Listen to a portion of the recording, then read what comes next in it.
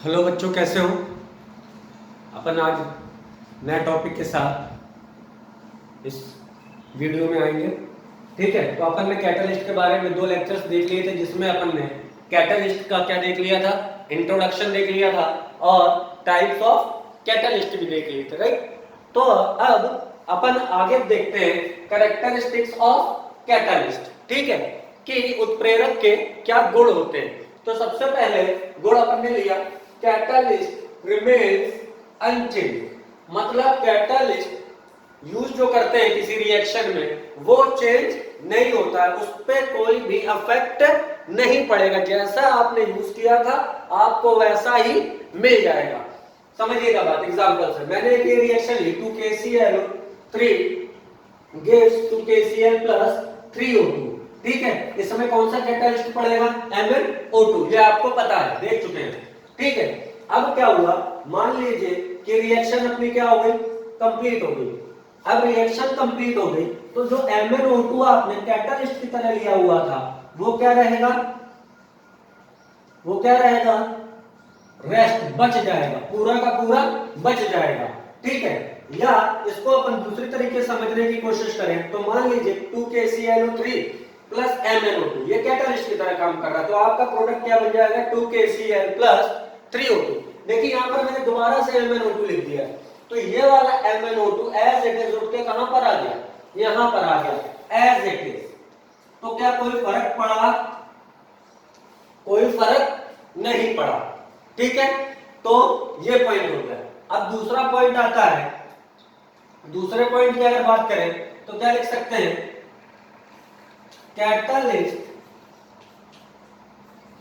Used in very small quantity. मतलब catalyst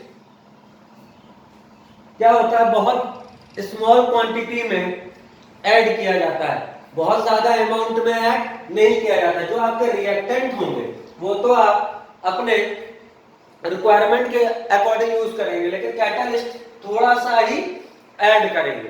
ठीक है, अब इसको समझने के लिए अपन देख सकते हैं कि स्मॉल क्वांटिटी में ऐड करना है, तो स्मॉल क्वांटिटी में ऐड करने का मतलब ये होता है कि बस थोड़ा सा, चुटकी भर काम कर जाएगा। ठीक है, अब नेक्स्ट बात करते हैं तीसरा, कैटलिस्ट आर रीयूजेबल। मतलब कैटलिस्ट को आप दोबारा भी यूज कर सकते हैं। ठीक है, पॉइंट समझना। यहां पर अपन ने इस रिएक्शन में कैटलिस्ट यूज किया था, भाई कैटलिस्ट यूज किया तो जैसा अपन ने यूज किया था वैसा ही मिल गया, मिल गया ना वैसे ही। तो अब इसको आप रीयूज कर सकते हैं कि नहीं?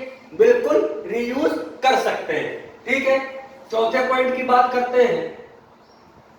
Generally catalyst can't initiate any reaction. जो कैटलिस्ट होते हैं वो किसी भी रिएक्शन को स्टार्ट नहीं कर सकते हैं। ध्यान रहेगा, फिर से मैं रिपीट कर रहा हूं कि कैटलिस्ट किसी भी रिएक्शन को स्टार्ट नहीं करेगा, स्टार्ट हुई रिएक्शन को फास्ट कर सकता है। पॉइंट समझिए, रिएक्शन को स्टार्ट नहीं करेगा, लेकिन अगर एक बार रिएक्शन स्टार्ट हो गई तो उसको फास्ट कर सकता है। इसमें कुछ एक्सेप्शंस भी हैं, उन एक्सेप्शंस के बारे में भी अपन बात कर लेते हैं। ठीक है, तो इसमें सबसे पहले बात करते हैं किसकी? पहली रिएक्शन है H2 plus 2O2 gives 2H2O।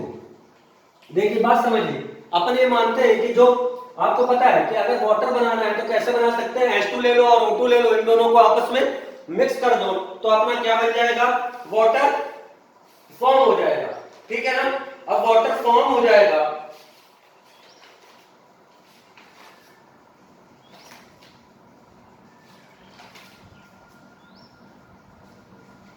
क्या ऐसा होगा? आपने कह दिया कि वाटर फॉर्म हो जाएगा, ऐसा नहीं होता है। हमें इसके लिए क्या चाहिए होता है? प्लेटिनम ब्लैक यूज करना पड़ता है, तब ये रिएक्शन क्या होती है? स्टार्ट होती है। ठीक है, उसी तरीके से दूसरी रिएक्शन की बात करें, H2 प्लस Cl2, यहां पर क्या बन जाएगा? 2HCl बन जाएगा। अपन रिएक्शन देखते हैं, इसी तरीके से लिख देते हैं और HCl बना देते हैं। ठीक है, तो क्या रिएक्शन एग्जैक्टली हो जाती है? नहीं, यहां पर हमें क्या यूज करना पड़ता है?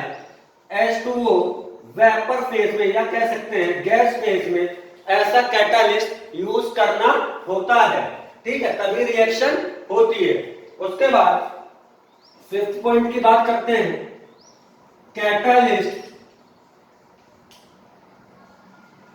Can't change the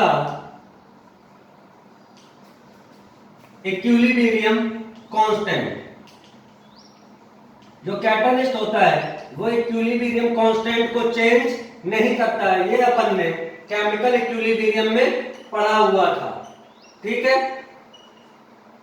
chemical equilibrium जो आपने 11th में चैप्टर पढ़ा था, तो उसमें ये चीज आप लोगों को बताई गई थी। ठीक है, तो catalyst can't change the equilibrium constant. Equilibrium constant या साम्यावस्था स्थिरांक का मान कभी भी बदल नहीं सकता है।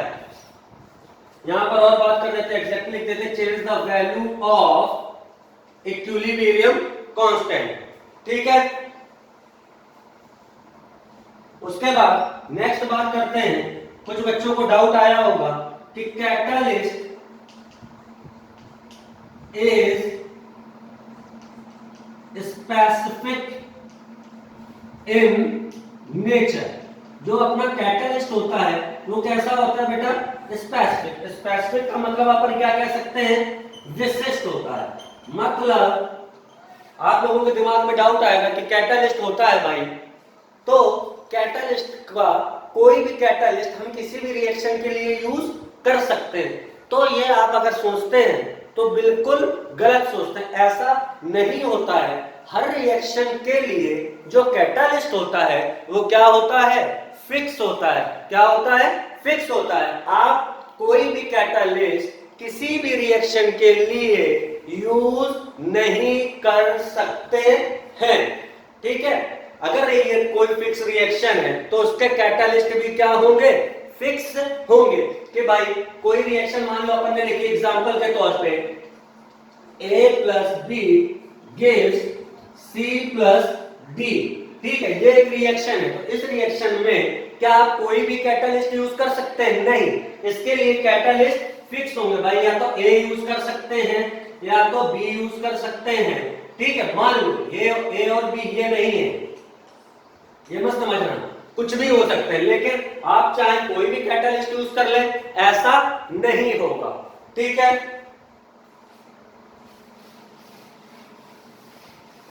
अब उसके बाद आगे की प्रॉपर्टीज देखते हैं अपन।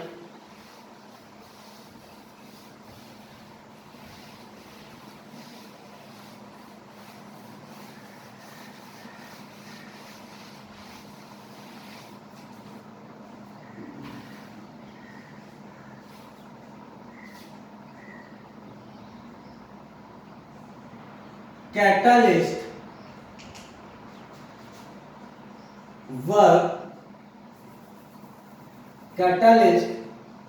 works at certain temperature। जो कैटालिस्ट होता है उसके लिए टेम्परेचर की भी रिक्वायरमेंट होती है कि ये कैटालिस्ट इतने टेम्परेचर पर वर्क करेगा। मतलब आपने अगर टेम्परेचर कैटालिस्ट के अकॉर्डिंग नहीं रखा तो कैटालिस्ट डालने से कोई भी इफेक्ट नहीं पड़ेगा। मतलब अगर आपको कैटालिस्ट यूज करना है तो उसके लिए आपको टेम्परेचर फिक्स रखना पड़ेगा या एक टेम्परेचर रेंज में रखना पड़ेगा। ठीक है, उसके बाद अपन बात करते हैं 8th पॉइंट की। एक होता है प्रमोटर। क्या होता है? प्रमोटर। अब नाम से समझना, प्रमोटर का मतलब क्या है? किसी चीज को प्रमोट करने वाला, किसी चीज को प्रमोट करने वाला। तो क्या करता है जो प्रमोटर होता है? द सब्सटेंस ध्यान से, the substance which increase the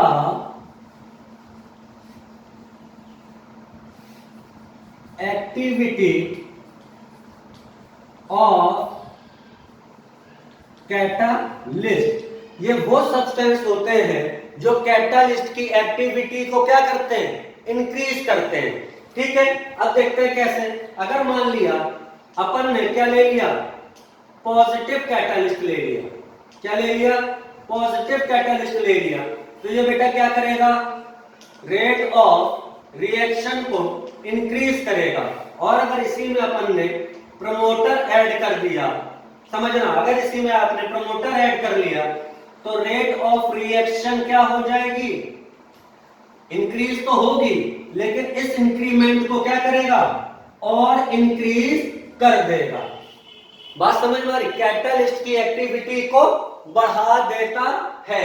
तो इसके अगर एग्जांपल की बात करते हैं, ठीक है, अब आपके दिमाग में बात आ रही होगी कि भाई इसका कोई एग्जांपल दे के समझाओ, तो अपन एक एग्जांपल की बात कर लेते हैं। वो एग्जांपल क्या हो सकता है, हैबर्स प्रोसेस की अपन बात करते हैं। कौन सा प्रोसेस की, हैबर्स प्रोसेस। इससे तो आप भली प्रकार परिचित हैं, जाना पहचाना सा लगता है। क्या रिएक्शन होगी, N2 plus 3H2 gives 2NH3, यही चीज होगी। तो इसके लिए कौन सा कैटालिस्ट यूज करते हैं, लास्ट क्लास में डिस्कस कर चुके हैं, Fe। बात समझना, कौन सा कैटालिस्ट यूज करते हैं, Fe। अब अगर इसमें बात करें तो प्रमोटर कौन सा यूज करते हैं, MO। MO क्या है, मॉलिबेडिनम। क्या है, मॉलिबेडिनम, मोलिब्डेनम। तो अब ये क्या करता है, ये Fe की एक्टिविटी को बढ़ाएगा। समझना, ये रिएक्शन हो रही है, इस रिएक्शन को फास्ट कौन करेगा, Fe करेगा, और Fe को कौन फास्ट करेगा, MO फास्ट करेगा। ठीक है, अभी एक बार बात कर लेते हैं, उसके बाद एक प्रैक्टिकल एग्जांपल से सारी चीजें समझ लेंगे। ठीक है, अब उसके बाद 9th आता है पॉइजन। पॉइजन क्या होता है, देखते हैं। The substance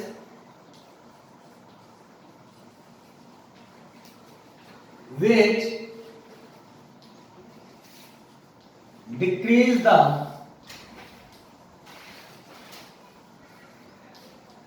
activity of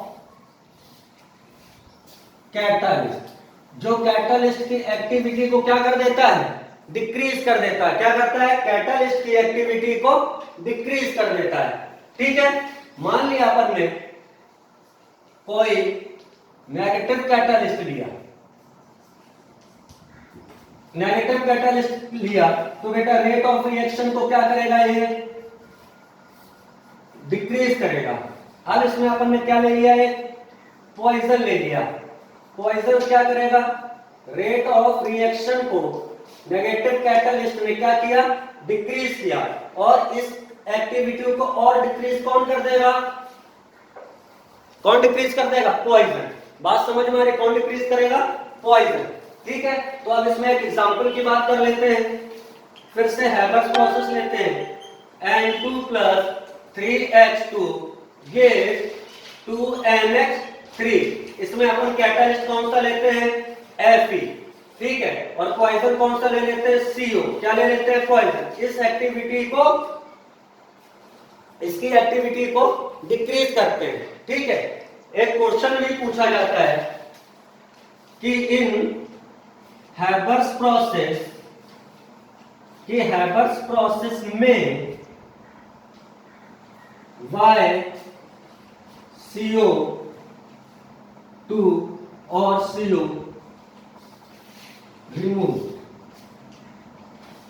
remove क्यों करते हैं, क्यों रिमूव करते हैं, बात समझ में आ रही, हाँ बिल्कुल समझ में आ रही है। क्यों, क्योंकि बेटा CO किसका काम करेगा, पॉइजन का काम करेगा, तो रेट ऑफ रिएक्शन को ये स्लो करता जाएगा। जैसे जैसे CO या CO2 बनता जाएगा, उसी तरीके से रेट ऑफ रिएक्शन को कम करता जाएगा, और रेट ऑफ रिएक्शन को कम करता जाएगा तो हमारा जो अमोनिया फॉर्मेशन का रेट है वो क्या हो जाएगा, डिक्रीज हो जाएगा। तो इस डिक्रीमेंट से बचने के लिए अपन CO या CO2 को रिमूव करते जाते हैं। ठीक है, यहां से आपका पूरा कैरेक्टरिस्टिक्स खत्म हुआ। अब इसको एक प्रैक्टिकल एग्जांपल से समझ लेते हैं सारी चीजों को।